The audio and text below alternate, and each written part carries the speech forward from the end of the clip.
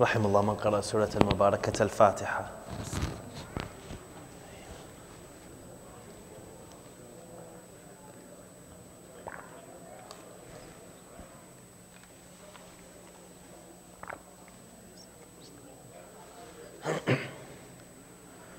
بسم الله الرحمن الرحيم.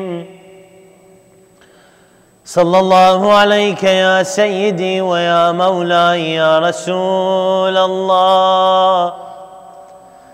صلى الله عليك يا سيدي ويا مولاي يا أبا عبد الله. طبتم وطابت الأرض التي فيها دفنتم سيدي.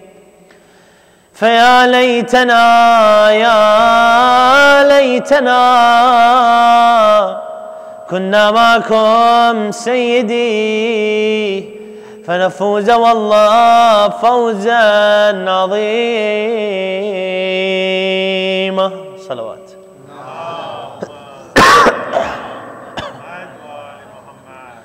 أعوذ بالله من الشيطان الرجيم. بسم الله الرحمن الرحيم. والصلاة والسلام على أفضل الأنبياء والمرسلين بارئ الخلائق أجمعين سيدنا وسندنا وشفيعنا مولانا وحبيب قلوبنا أبي القاسم محمد. اللهم صل على محمد وعلى بيته الطيبين الطاهرين المعصومين المظلومين الذين اصطفاهم الله أجمعين. أما بعد، فقال الله تعالى في محكم كتابه الكريم وقوله الحق وهو أصدق الصادقين. بسم الله الرحمن الرحيم.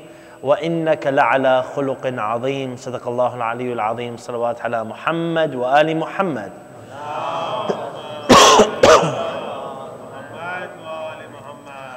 I assert in the name of Allah Azza wa Jal, the Omniscient, the Omnipotent. All praise is due to Allah for giving us the ability to exist and helping us understand our reality that we exist within. For certainly the reality that we have is perhaps one of the greatest things that we have to work with. As much as you and I have guidance from within religion, from within the Quran, from within many other assets from the outside, a very strong asset that we have to work with is our reality, our existence that we have. What I think and what I internalize and understand is something of extreme power for me to realize. Being on that note of our existence and our reality, as we mentioned yesterday, when the Messenger of Allah Muhammad sallallahu alaihi Muhammad wa ali Muhammad,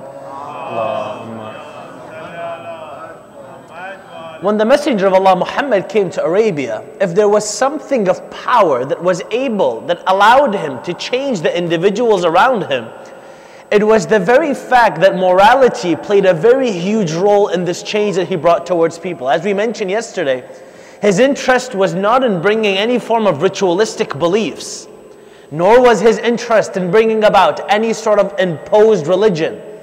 When he first came to the Arabians, his comments were not, "Oh Arabians, give khums," or "Oh Arabians, give zakat," or "Oh women of Arabia, put on the hijab." His comments were with regards to people understanding themselves, trying to acknowledge who they were, and giving them a moral system by which they can grow and move forward in order for them to become a society or a nation at one point. And hence his famous hadith where he comes forward and says, إِنَّمَا بُعِثْتُ لِأُتَمِّمَ مَكَارِمَ الْأَخْلَاقِ, is a hadith which is universal, which each and every Muslim and even non-Muslims today quote. Why do they quote the hadith? Because the hadith shows that what he was sent for, what was most important in his message, is a message of morality and forward movement when it comes to akhlaq. That if there's something that got the Arabian to move forward from him being in a negative state, where the early Arabian was a very insecure person, the early Arabian was a very superstitious person, the early Arabian was a person who really was simply blindly following everything that was giving him. The early Arabian had rituals which he himself or she herself did not understand. The early Arabian was a very complex, very psychologically diseased person, which the messenger tried to free and to bring about some sort of freedom within that individual. And therefore in the Quran, when Allah comes and says, Bismillah ar-Rahman ar-Rahim, this is a very interesting verse. He says, فَذَكِّرْهُمْ إِن نَفَعَتِ الذِّكْرَى, remind them. Surely a reminder must help. We ask that, oh Allah, what's Rasulullah meant to remind them of? He hasn't given them anything. He hasn't really taught them anything yet. And what the Quran is saying is what he's meant to remind them of is of a reality that exists within them, the human reality that's already there, that they have simply overshadowed by the superstitions and the negative, unsupportive reality that they live in. And when the messenger comes forward and starts promoting their free thinking and says, "Oh, Arabians, simply reflect on what you're doing. Think about it for a minute. Does it make sense? Does it really strike your hearts to take your young daughters and bury them? Does it make sense for you to dig very long trenches and to take your daughters, put them in these trenches and to bury them? Does it make logical sense to you?" And the Arabian would double think everything that he's done. He would look at them and say, "Does it make sense for you to do so many ritualistic movements such as going around the Kaaba and praying to your gods, but you go home at night, you don't even speak to your wives for an hour? Does it make sense for you to sit for hours, play games and talk, but not even discuss and sit and speak about your reality or your existence? Does it make sense to you?" And he would challenge what really struck their hearts and what made sense to them and what didn't make sense to them. And one thing that he really tried to change is to bring about a moral system that they would so much understand.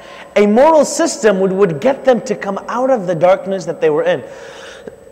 Because if you really examine it morally, they were a complete wreck. I mean, you had people who, when a wife dies, she would be inherited to the husband's. When the husband dies, this woman would be inherited to his son.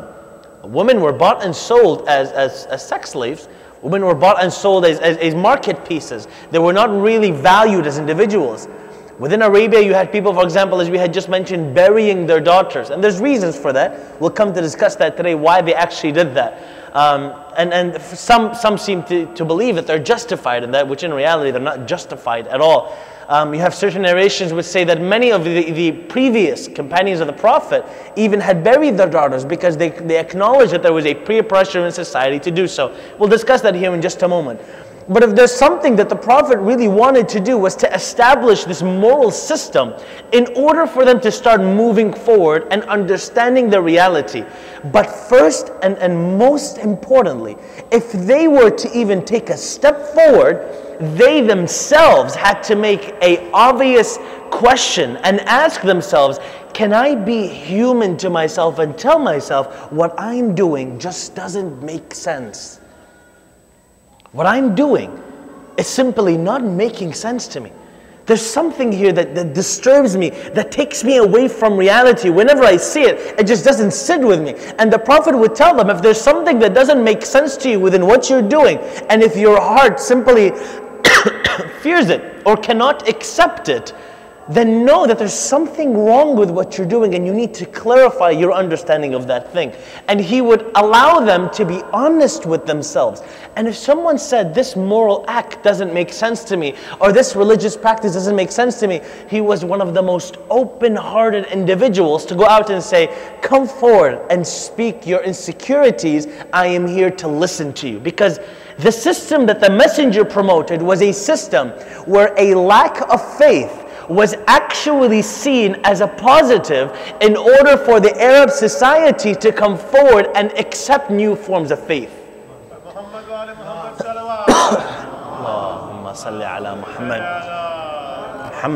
And therefore, one of the main things that when a person, an Arabian, came to do Shahada, what's the first word he would say? La ilaha, there is no God. La ilaha, there's no God. Why would your Shahada, entering a religion, be no God? He wants the early Arabian to realize that you becoming a Muslim means you negate God's existence. You start from the beginning and start building your format on how to believe in God. Then you reach a conclusion and say, Illallah. No, I say there's no God, I have done my research, and now I believe God exists. Because he wanted to promote this level of thinking, this intellect that was dead in a superstitious group of people who really within their minds simply followed traditions and cultures, but did not really understand what their religion was mainly about, right? They had followed, as Allah says in the Quran, you followed what your forefathers had done, and they had followed what their forefathers had done to them.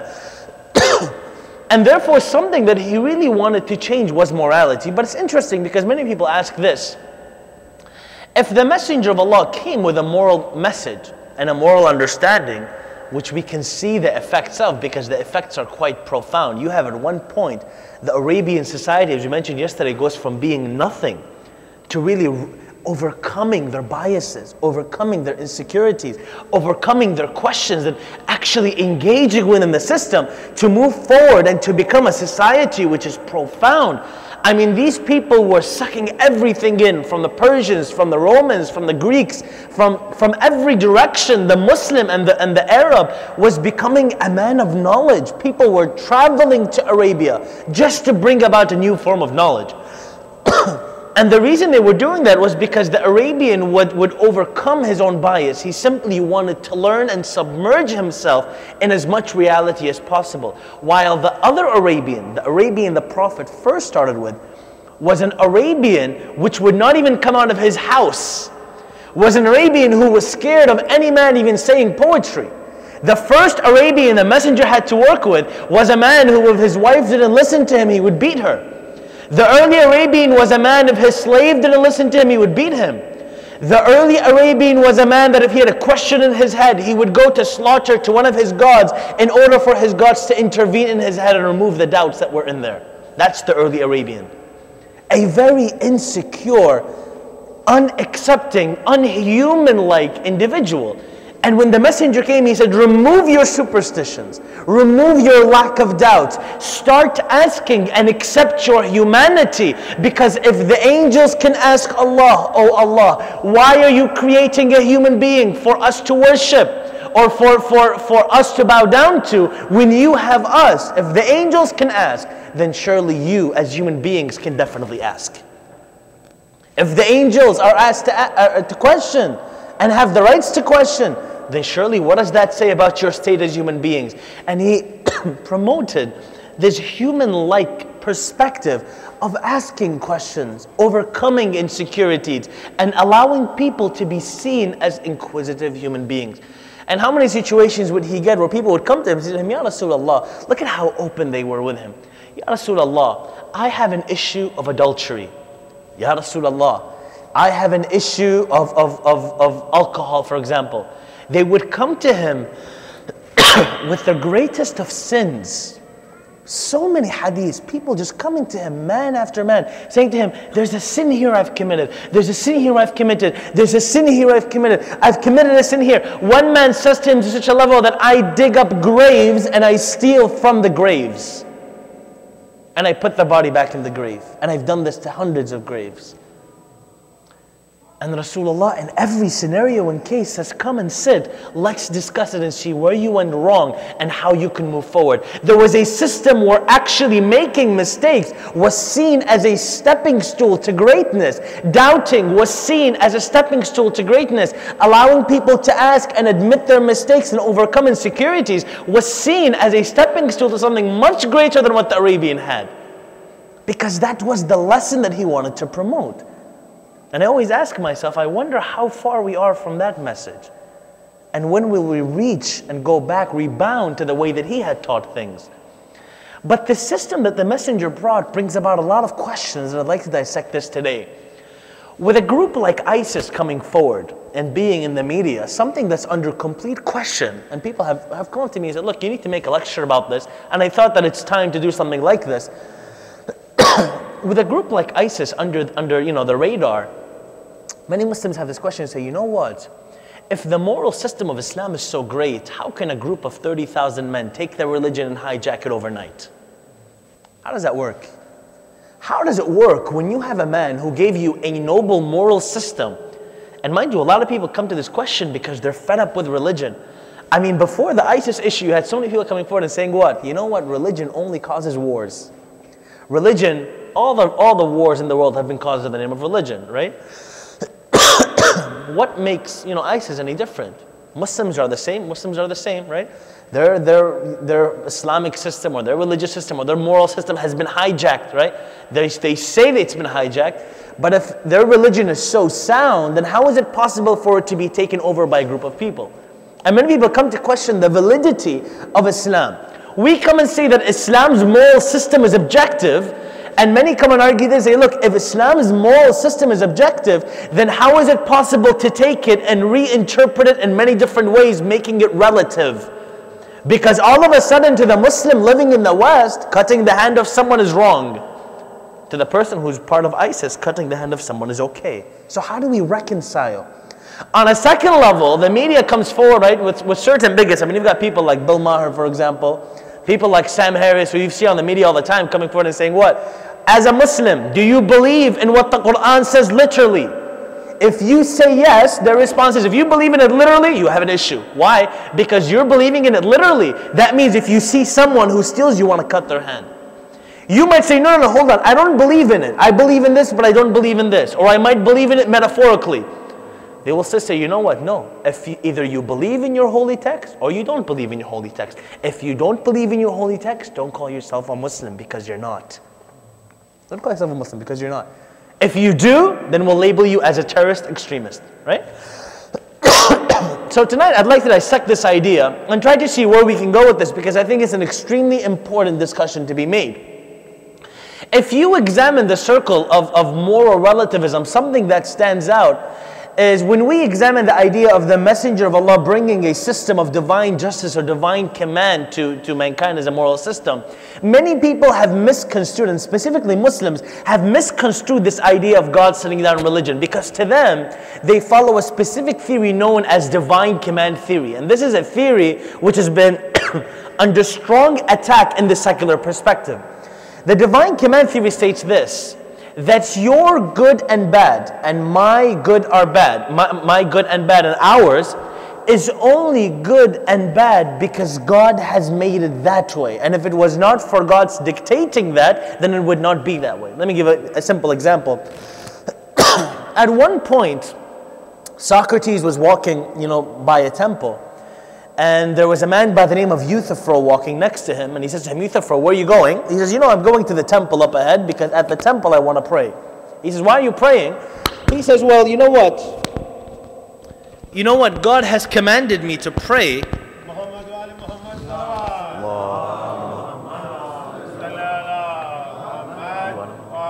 He says, God has commanded me to pray. And it's a good thing because God has commanded it. So Socrates looks at them and says, you know what? Is it good because God has commanded it to be good? Or does God command it because it's good? It's a very tricky question. Is it good because God has commanded it and decreed it to be good? Or has God decreed it and commanded it because God finds this is the best thing that I must put as good?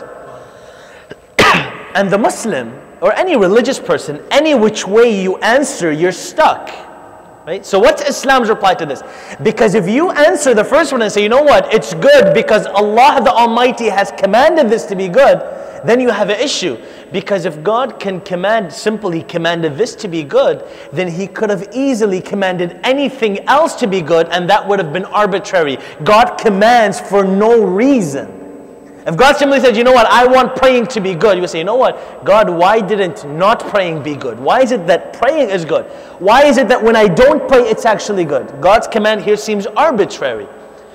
On the second level, if you say, no, it's good because it's good because God understands that it's good and He commands it because God knows it's the best thing to do, we'd say, you know what, if God commanded it because it was the best thing to do, then that means God is limited because He must command that when it's outside of His presence or outside of His existence. Meaning God had to say, you know what, praying is something very good, therefore I will command it. Is God limited to praying being good, and therefore He must have commanded it? So therefore God is not all powerful or all strong. And whichever way you try to answer it has an issue. One philosopher came forward, known as John Robbins, and said what? He said, no, it's none of the two. It's not that God has commanded it and it's good. And it's not that it's good because God had commanded it. But when God commands something, it is from within His nature, and His nature is good.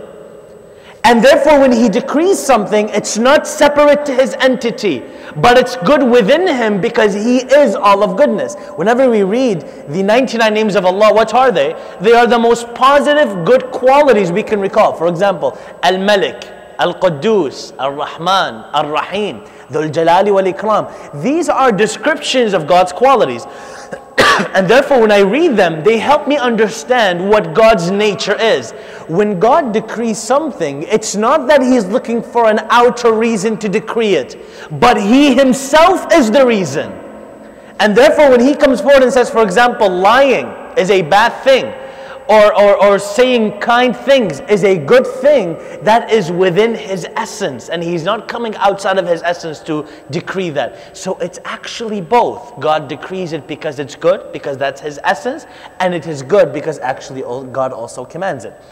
On a second level, many have questioned and said this, you know what? If religion and moral relativism are so different, then how is it possible that a moral system like Islam is ultra-relative? Because many people don't understand this relative idea, and I hear this all the time. People might come and say, you know what, we live in a country where certain things are allowed and accepted, and culturally it's okay to do these things. For example, clubbing seems to be something very normal among, let's say maybe middle-aged white teenagers. For example, a 18, 19-year-old, it seems like it's okay. And many people have followed this idea thinking, you know what, moral relativism is the way to go. If society says something is okay, then it must be okay. And moral relativism says this, that because different cultures have different ideologies and accept different things and set good and bad at different levels, that means good and bad are relative to where you are, and there is actually no standard of good and evil. It all depends on where you are. King Darius, the Persian king, has a profound story with this. He was once standing with a Cilician and a Greek. The Cilicians had a habit that when someone would die, what they would do is instead of burying them, they would actually eat them. And they believe this because when you eat your dead, they believe that they became a part of their body, and they would see through their body and move through their spirit. They actually believe this. The Greeks had a belief that what? The Greeks had a belief that no, when a body dies, you burn it instead of eating it. So King Darius looks at the Cilician, looks at the Greek, they had these different cultures. He looks at Cilician and says, you know what, can you do me a favor? He says, yeah. He says, when your man dies here, this Cilician man dies, do you mind taking his body and burning it? And the Cilician looks at him with disgust. How dare you? How dare you tell me to bury this man? I'm going to eat him when he dies. And King Darius looks at the Greek and he says, do me a favor. When your man dies, can you please eat him instead of burning his body? And the Greek looks at him and says, wow, how could you? How can I eat this man's flesh? That's disgusting. And King Darius and his sideman Herodotus is recording this. He says at that point King Darius realized that because these different men were from different cultures, there was no actual right or wrong. The Greek was right, the Cilician was right. Right and wrong all only depend on your culture and where you are from. And therefore there's no actual right or wrong. By the way, many people come and defend this idea of the burying and the daughters, even within history, that it's okay to do that because it's within their own culture. There were reasons why they did this. A strong reason why the Arabians would come and bury their daughters was because they realized economically the daughter could not do anything. If they were raided by a village, the daughter would, get kidnapped, possibly, be forced into things she doesn't want to, be a part of, and the daughter would have the worst life possible. So they thought to themselves, hey, what's the best solution? Let's just bury them while they're kids. That's the best thing we could do to the young girl. And therefore, when the messenger came, he said, look, stop burying your daughters. And the verse came down to say, وَإِذَا الْمَوْءُودَةُ سُئِلَتْ بِأَيِّ ذَنْبٍ قُتِلَتْ. The Arabs and people in early times had this belief that your morality was relative to where you lived. If I live in America and I'm an 18-year-old and I would like to go to the club, it's okay for me because my society doesn't frown upon it. But if I go to Iraq or to Lebanon, right, even though there are some party centrals in that area, don't get me wrong, I mean, some people even say that Lebanon, being a Muslim country, has parties and clubs the same way it's here. The world is kind of changing in the way that we see it. If I go there, then it's not allowed because it might be frowned upon, right? And the problem with this argument is just because something within one area and another area is different does not mean that it is allowed. What people do is they mix up beliefs and values, and those are two very bad things to mix. Let me give you an example. If you look at the Hindu culture, within the Hindu culture, and just from my experience with the Hindu people, they are phenomenal people. I really believe that Muslims a lot of the times don't do justice to them. As much as we like to respect them, we degrade them and see them as lesser human beings, but they are phenomenal people in many areas. Within the Hindu culture, there's an idea of not eating the cow. And people look at that and say, you know what kind of belief is that? What kind of culture is that? The reason they don't eat their cow, you know why? Because they believe that if their grandmother, for example, dies, she might be reincarnated in the cow. Right? If she's reincarnated in the cow and I eat the cow, what am I doing? I'm eating grandma. Grandma's is lunch. Grandma's dinner. So what do they believe? They believe that you can't touch the cow. Now, it's interesting because here I believe I have a value system which says eating grandma is bad. Can we all agree? Yes. The Hindu also says eating grandma is bad. We all agree, but the belief system to reaching that is a bit different. What we typically do is we mix belief and values. There is a general value system in the world that killing a young child, an innocent child, is bad. Stealing is bad. Promoting and saying good things is positive. Lying is bad because they don't promote growth. Now, there is no relativity about these things. And there's this misguided argument which says that no, everything is relative. And the argument made by James Rachels is profound when he replies to the idea of moral relativism.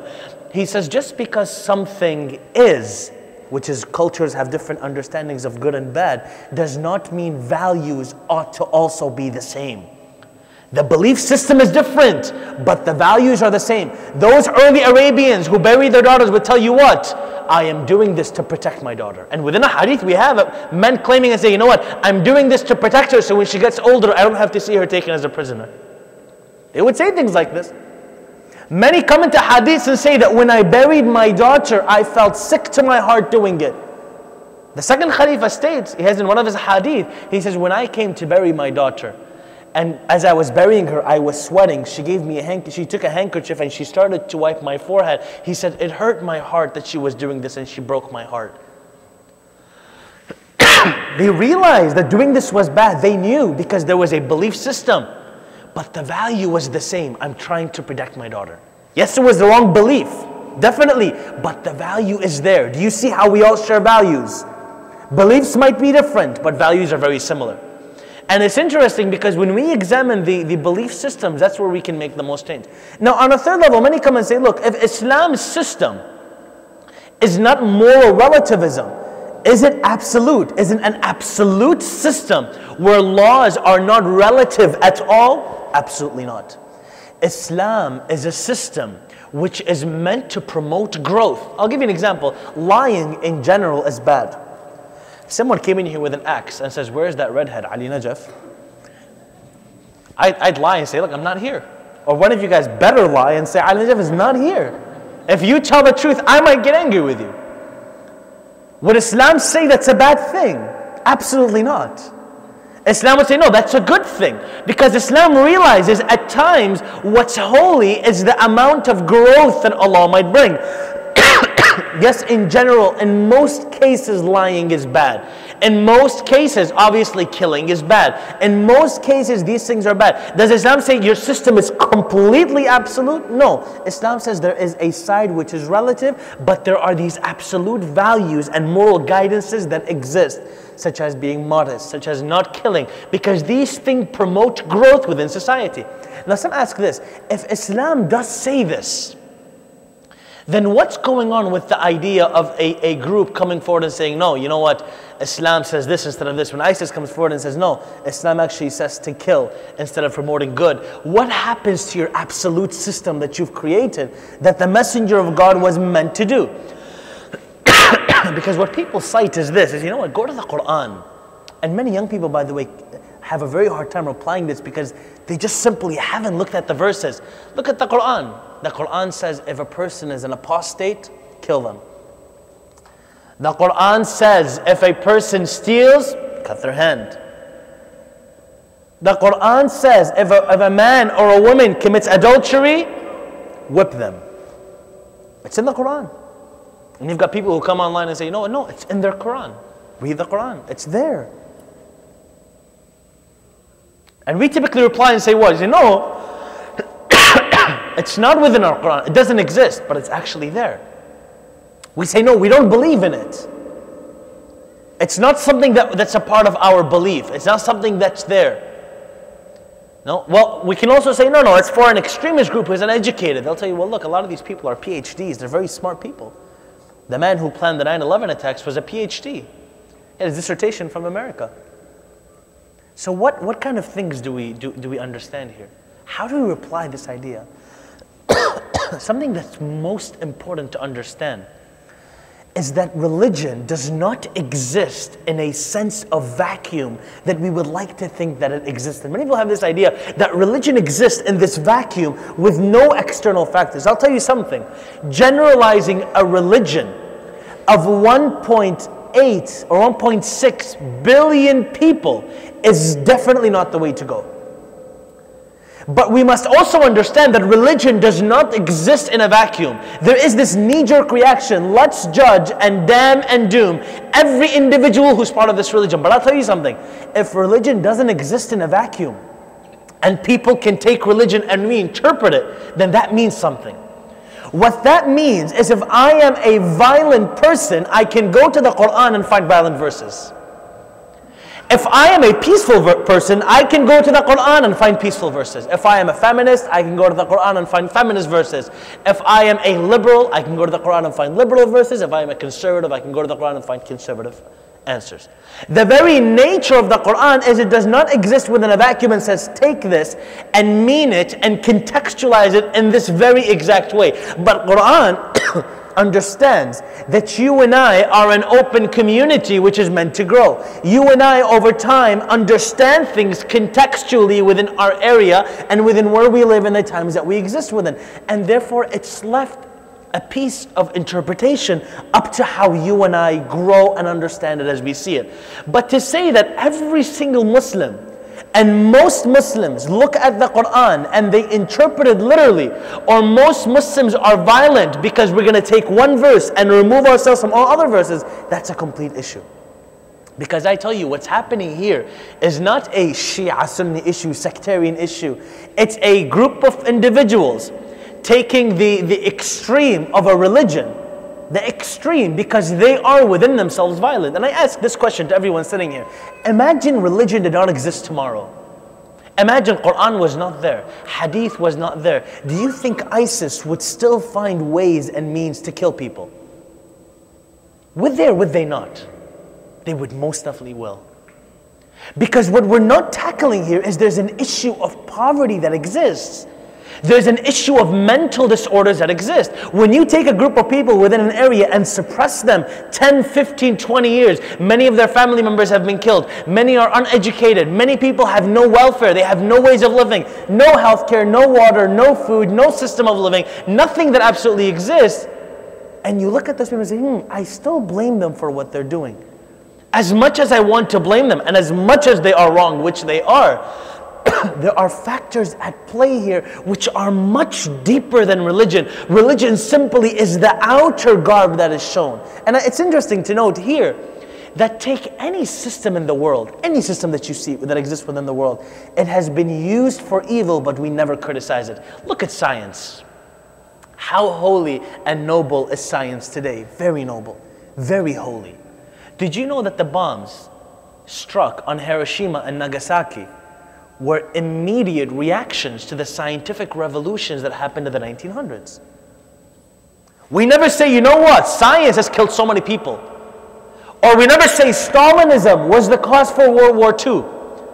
When Hitler comes in Mein Kampf and says, I am killing in the name of my God, literally in his book, no one says Hitler was the cause for this killing or Christian was the cause for this killing. Because as human beings, we are smarter than to take a whole group of people and generalize them on a small group of people who are crazy in their ways. We're much smarter than that. We're much more intelligent than that. But the media seems to be doing that to make it seem to us that there is some sort of wrong within what is happening here. And that's the very nature of religion. The very nature of religion is that it does not exist in a vacuum.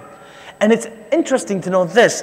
In Karbala, when Imam Hussein alayhi salam was standing in front of the army of Yazid, both sides claimed to be Muslim.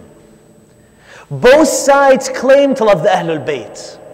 Both sides claimed to say that there was greatness within Karbala. Imam Hussein was great, Yazid was great.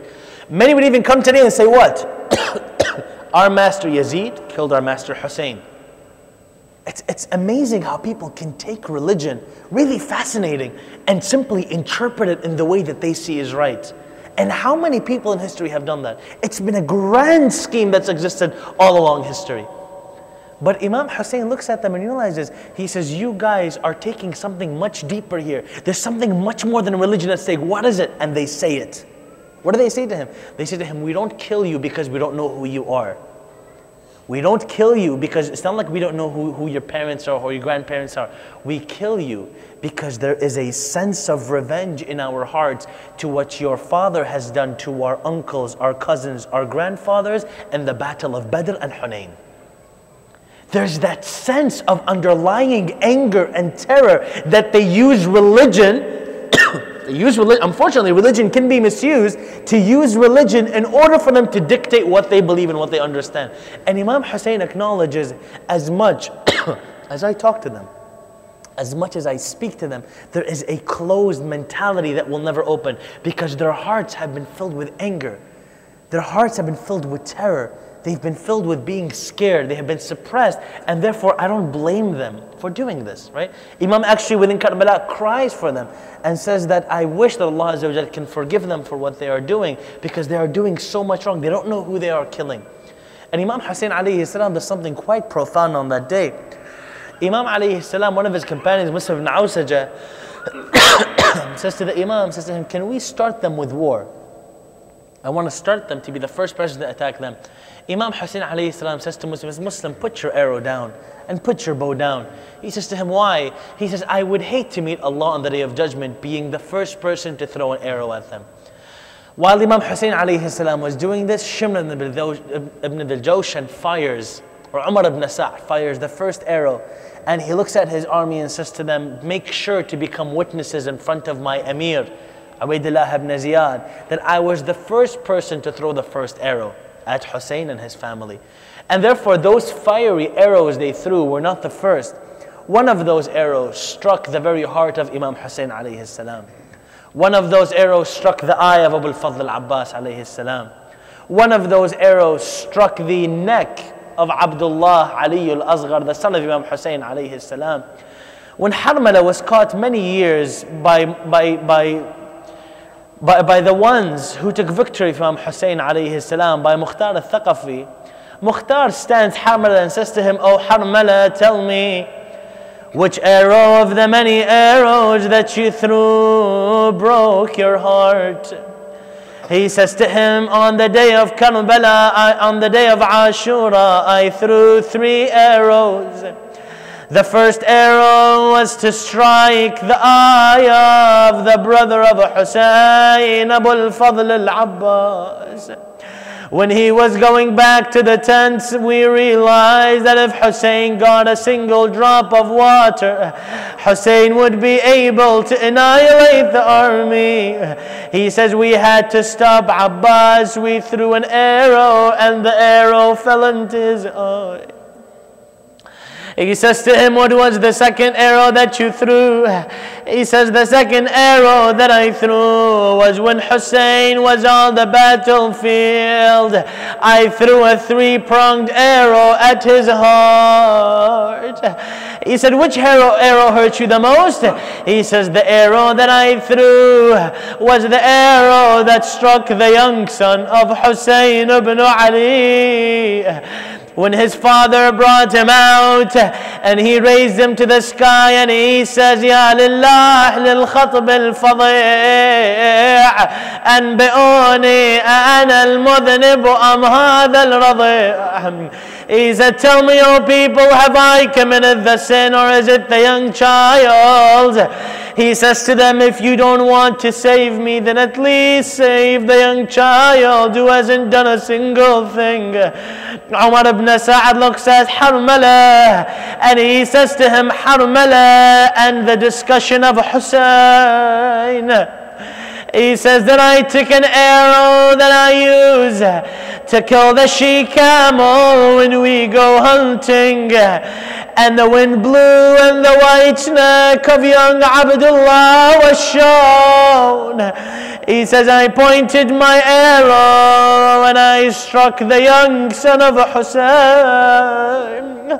He said, when I did this, the young son of Hussein took his hands out of the cloth he was wrapped in, and he hugged the hand of his father Hussein, saying, Father Hussein, I am a sacrifice for you.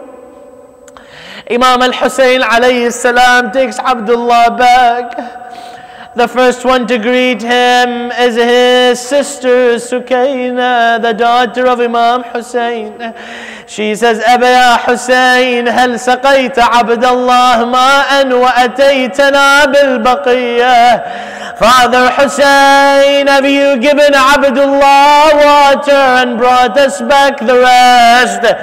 Imam al-Hussein takes the young Ali al-Asghar from under his cloak and he gives it to Sukaina. She says, Father Hussein, keep my young brother away from me. I can't see him in this state. I can't bear to see him in this way. Keep him away from me. I cannot see him. Imam al-Hussein then later takes Ali al-Asghar and he gives it to his mother. He gives the young child to his mother. She puts him in a small area where she used to rock him to sleep. She says, my dear son Ali, I had a dream that one day when I die, you will be the one to bury me. My dear son Ali, I had a dream that one day I will walk you as you are married. I dreamt that one day I will be old and you will take care of me. The same young child whom Imam Hussein alayhi salam then buries in Karbala was dug out of the ground, and even the child was beheaded and his head was put on a spear. Aywa Husayna, aywa Madluma. Inna lillahi wa inna ilayhi raji'un. وسيعلم الذين ظلموا آل محمد أي منقلب ينقلبون والعاقبة للمتقين يا الله. Let's raise our hands for dua, brothers and sisters. We recite Amman Yujibu 5 times together and Ya Allah 11 times. Bismillahir Rahmanir Rahim. Amman Yujibu.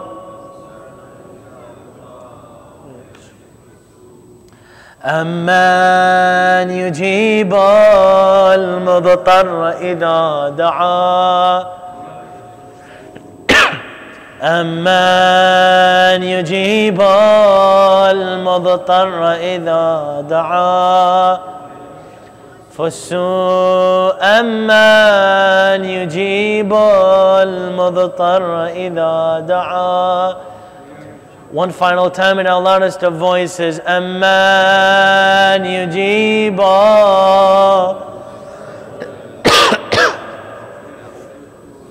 Ya Allah, Ya Allah, Ya Allah, Ya Allah, Ya Allah, Ya Allah, Ya Allah, Ya Allah, Ya Allah, Ya Allah, Ya Allah. Allahumma shafi jami'a al-marda, Ya Allah.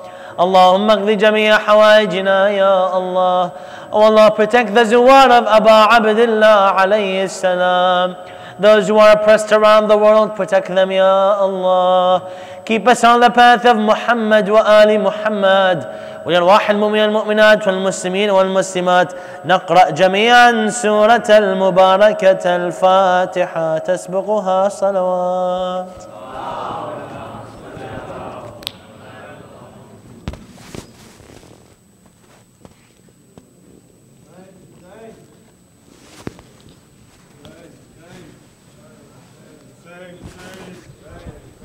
Hussein, Hussein.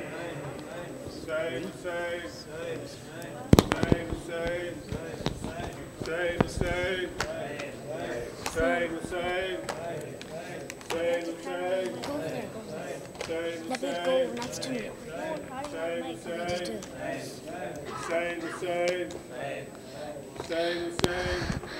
Ya Abdullah al-Hussein, Ya Abdullah al-Hussein, Ya Abdullah al-Hussein, Ya Abdullah al-Hussein, who saved Islam. Ya Abdullah al-Hussein, who saved Islam. Ya Abdullah al-Hussein, who had an infant son. Ya Abdullah al-Hussein, whose son just started to crawl. Ya Abdullah al-Hussein, whose son answered the call. Ya Abdullah al-Hussein, who sacrificed that son. Ya Abdullah al-Hussein, who had a beautiful daughter. Ya Abdullah al-Hussein, who used to sleep on his chest. Ya Abdullah al-Hussein, whose earrings were snatched. Ya Abdullah al-Hussein, leaving her ears bleeding. Ya Abdullah al-Hussein, whose brother had a wish. Ya Abdullah al-Hussein, which was fulfilled that day. Ya Abdullah al-Hussein, who gave Qasim permission. Ya Abdullah al-Hussein, and then saw him trampled. Ya Abdullah al-Hussein, whose son resembled the Prophet. Ya Abdullah al-Hussein, and called for prayers that morning. Ya Abdullah al-Hussein, who then went to battle. Ya Abdullah al-Hussein, who saw